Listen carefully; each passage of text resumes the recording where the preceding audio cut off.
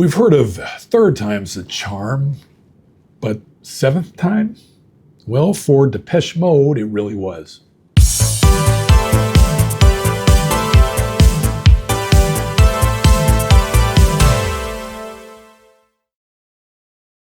Hey, I'm Michael Douglas. Welcome back to Dr. Pundit, where we talk about music, not medicine.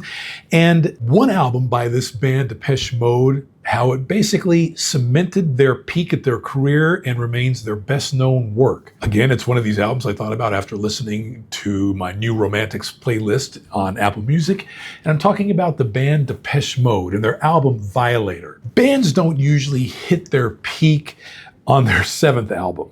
Now, Depeche Mode did just that with this album, Violator, and the synth pop legends reached new heights with artistic accomplishment and commercial outreach with this album from 1990, an album that came out the fall I started medical school. This band rose to their best work at a time when the public was basically most prepared to hear it, I think. And for those who think that this electronic-driven, British movement of the late 80s and early 90s were more singles than album artists, Violator, this album by Depeche Mode, is all the evidence you need to rethink that theory for those of you who are really interested in this type of music. From the very beginning of the band's existence, Depeche Mode were hit artists in their native Great Britain, and their first 6 albums all landed in the top 10 in the UK, and hit singles were the norm. This was true even as their music took a decidedly darker, denser turn on albums like Music for the Masses. But in America, they'd only sniffed a little bit of radio play with their 1984 single classic, People Are People. But they built up a loyal audience anyway, a lot of times in dance clubs that were marrying disco-type beats with electronic-driven synthesized sounds. And their full breadth of impact in the US became clear around 1988, 1989. And they ended their world tour that year playing to massive audiences at the Rose Bowl in California. And the timing was right for success to finally strike for this band. But they had the instinct to realize that they needed to change things up a little bit.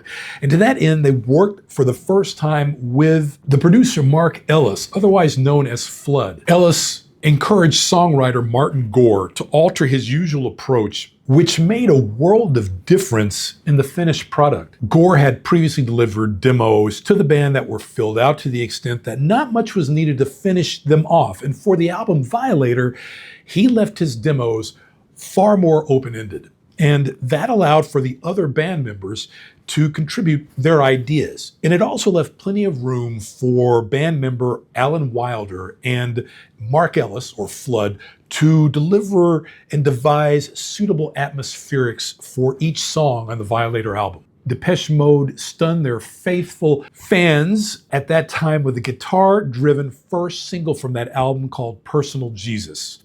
And that shot across the bow alerted fans to expect a more accessible version of the band, albeit one that still traded in music that brooded as much as it boogied. Not only did Violator give the band their biggest ever UK hit, but it went massive here in this country with 3 hit singles and their first ever top 10 pop hit, Enjoy the Silence, and of course the Violator album itself. The math makes it pretty clear right off the bat that Violator is a classic, and it still is today. 3 hit singles out of 9 total tracks haven't lost an ounce of their potency.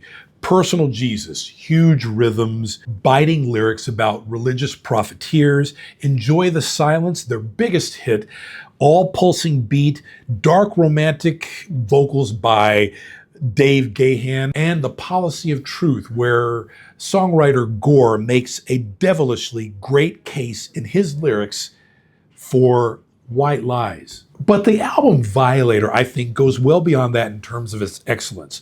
The track World in My Eyes, for example, starts the album in kind of a slinky seduction. The track Halo could have easily been a hit, considering its thrilling chorus of swirling strings.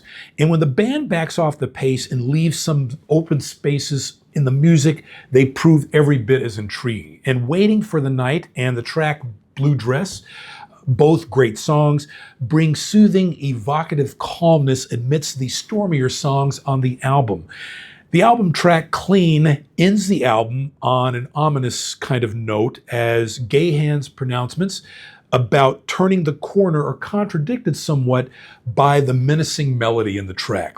In addition to being a creative high point for the band, the album Violator marked a peak in terms of the band's personal relationships, and the amity would soon shatter when they made the tortured follow-up, Songs of Faith and Devotion. And no such issues, however, existed with Violator.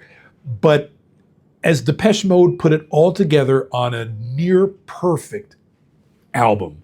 9 tracks is all this album needed to deliver, I think, what they needed to deliver with this album. It remains a true classic, and one that I really had to talk about today.